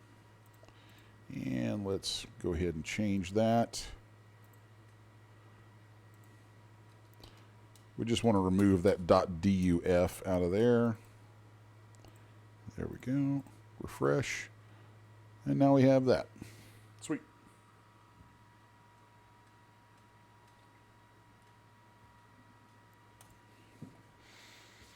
So I created this really fast with no structure at all to how I saved it. So let's go in and do a little bit with that, shall we? Let's call this. Oh my God, I'm not entirely sure what to put this under. Really don't know, because it's not an animal. You know, that's just one of the things. There's this funny thing that irritates me to no end, is how there are these arbitrary quote unquote standards set for organizing this stuff. But if you're somebody like me and you make stuff, okay, this thing's not really an animal. It's a creature, a monster, a figure. I don't know what to call it, you know? And so quite often it gets really irritating to me, because I'm like, animal, you know, it's like, there's like right here, if you just look, you know, from Daz, the Millennium Sub-Dragon is under animals. I'm like, okay, but I wouldn't, personally, if I were looking for animal, you know, I wouldn't think to look under animals for a dragon necessarily. I don't know. Because I think animals, I think real animals, you know, real world stuff. It just, something about that just doesn't register with me. It's always bugged me. So, and in a case like this, where you've got something that's obviously just a completely off-kilter concept, you know, it's not really an animal. I don't know what it is.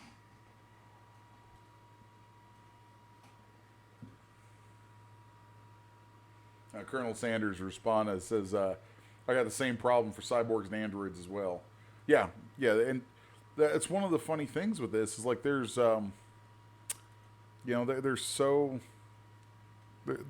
many, the creativity that we can have, the imagination that we can bring to this stuff is so boundless. Trying to create some kind of standardized system for that is, it's kind of exactly the opposite of anything remotely creative. And it's almost like a necessary evil, but it sucks. It just, like, I don't really like. I wish that it was a little more fluid, you know. Like, I wish people were a little more cool with individual vendors like myself coming up with our own, you know, sort of standard. Because you know, there's a whole way that I would prefer all my stuff to be categorized and grouped and yada yada, all that stuff that is hell and gone from what they have here. But, you know, it is what it is. So I guess we'll toss it under animals. Why not? So let's create a subfolder. We'll call it animals, wink wink. And then under there, I'm going to call this folder CGBytes. And one more subfolder, we're going to call this Emerging Tentacle. All right. And then we can just browse to our folder location. I'm going to grab both of these, cut them, paste them. The other thing that I need to do is actually make a runtime folder, move the textures into it, and re-reference them properly. So let's delete this guy out of our scene. Let's grab these. We'll cut. New folder. Runtime.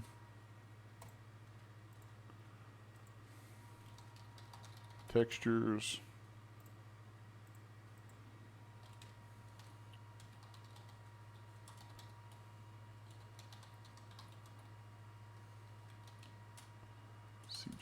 CGBytes. There's an S on the end, ding dong. There we go. And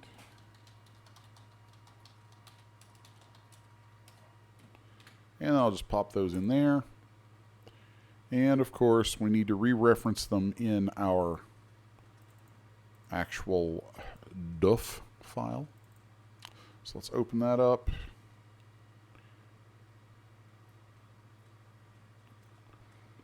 And everywhere that we have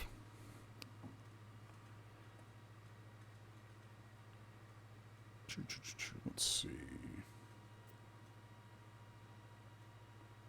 Okay, cool. Yep. So we can do it like this. Sometimes you have to be kind of crafty with these find and replaces.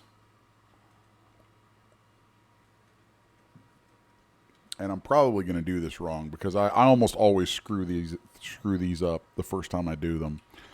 So we're going to go runtime, textures, CGBytes, merging tentacle. All right. And I'm just going to pull these like so I can see clearly what I'm doing here.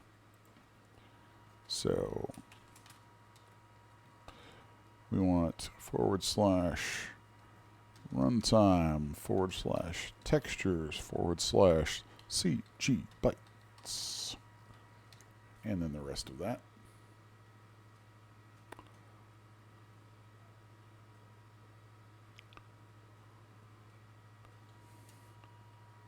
Okay, merging tentacles is the name of the folder. So this is where I was about to screw that up. So that actually needs to work like that, I believe, or replace all should work. And I got a double slash in there. At least that's easy to fix. All right, now in theory, this should work. It's probably going to fail. You guys are probably going to see me fall on my face here. So now I should be able to come back over and reload this. Yep, I totally botched that.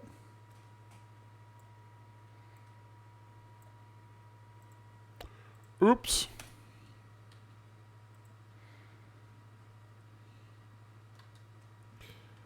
And that's why we have backups.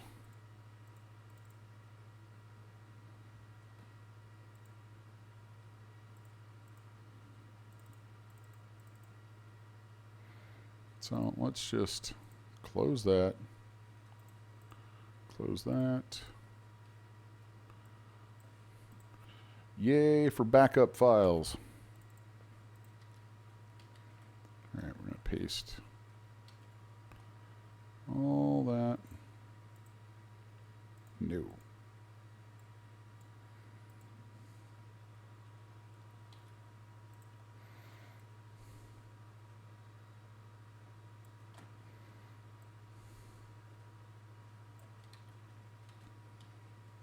Let's resave that. Let's go do this again, and this time I'm not going to do it over the whole thing. I'm just going to do it one at a time because that's what messed me up.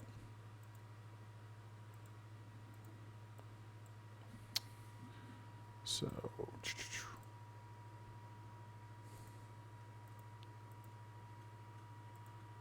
there we go. The problem was the first time that I did it, I did a replace all, and I accidentally screwed up the data reference. So got to be careful about that stuff. So now let's refresh that and try again. Now my path is wrong. See, that's why I totally screw that stuff up so often. I'm horrible when it comes to text editing crap. I hate it. I hate it. I hate it. But sometimes, I don't know. Like even since this messed up right here, it's actually still better than than what I was going to end up having to do. So let's go here, here, here, here, here. There we go.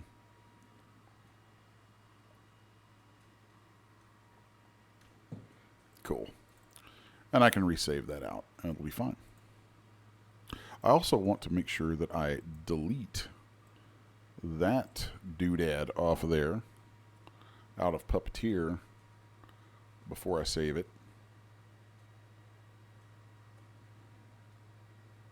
And of course, since I have a nice thumbnail already saved, I don't have to worry about that again, so I can just save this guy out. Ding, ding, ding. Like so. Cool. Of course, it's going to temporarily overwrite my thumbnail, but I can come in here and delete the one labeled .duf. We can delete that. And now this guy's ready to distribute.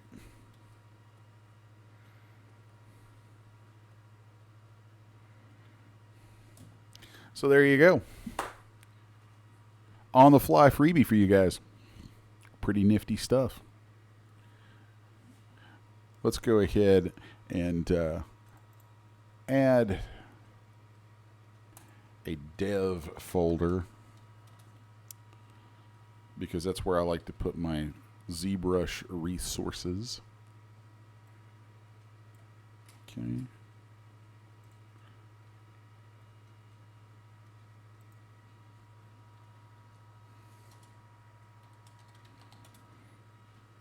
And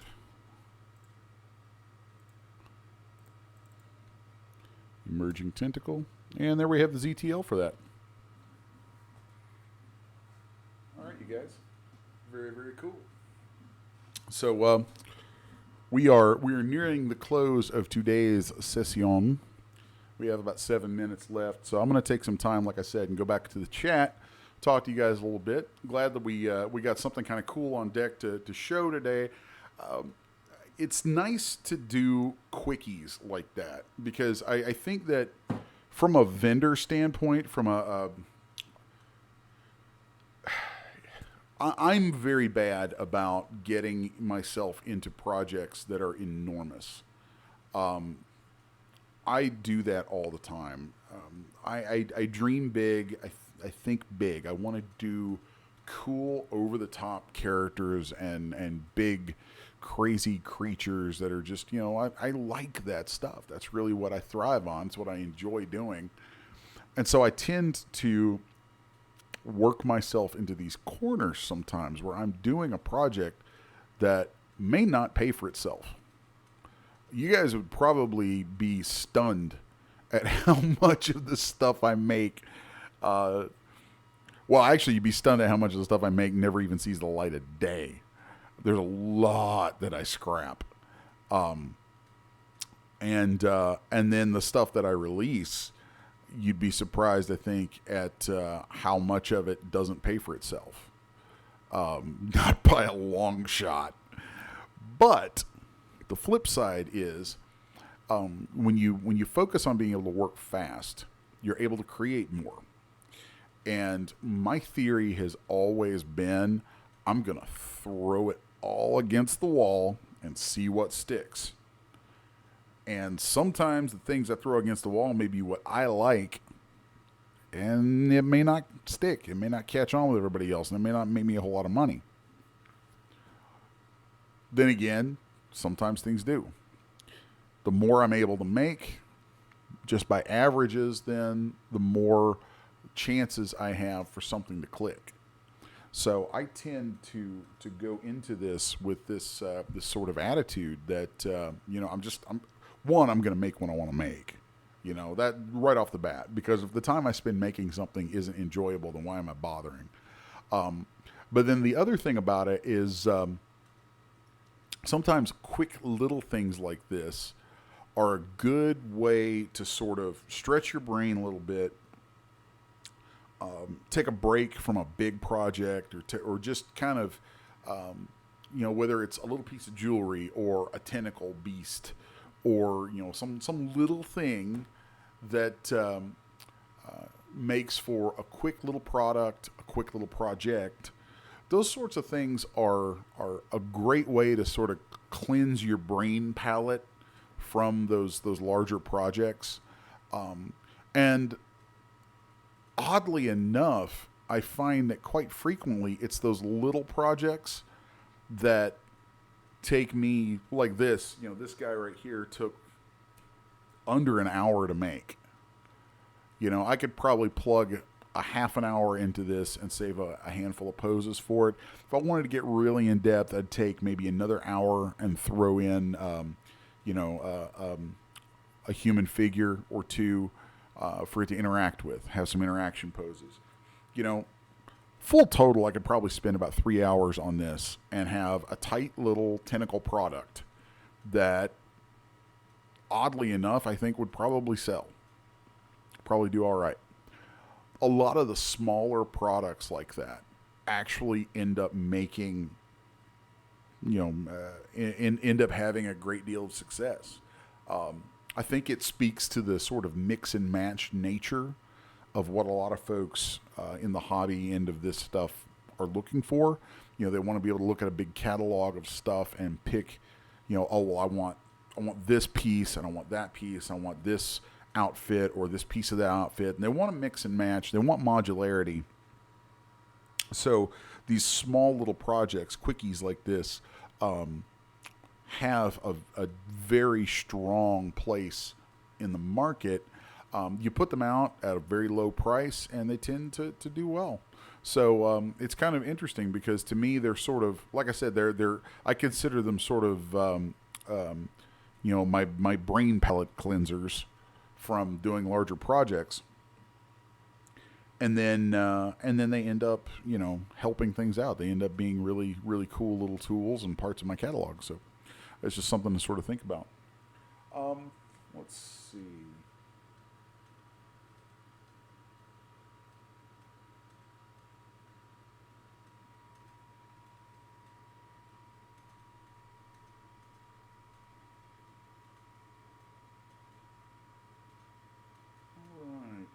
Just kind of skimming back through the chat. You got a bit of conversation going on, just talking about approaches to your organization and the whole path tree that you find in your library and all that kind of stuff. So it's all good things to keep in mind, put a little thought into. So I think that I'm going to hand this off to Terry probably as soon as I get off of here, and we'll see how quickly we can get this guy out the door for you folks. It's a handy little project there. It'd also be a nice one for you guys to take the ZTL file from and maybe do like some textured add-ons for it. That ZTL also you could resculpt, like you could just sculpt on it, reshape it or whatever, and toss those things over, fatten it up or thin it out or whatever, and toss those things over as morphs. That stuff all works. Will transfer over really easily. So anyway, that is going to bring us to a close for today. And I want to thank everybody for coming out as ever. Nice little crew of folks watching and hanging out. We had some good conversation. I hope I was able, since today was our pickup day, to just sort of respond to things. I hope I was able to kind of shed some light on a few different ideas and questions that folks have.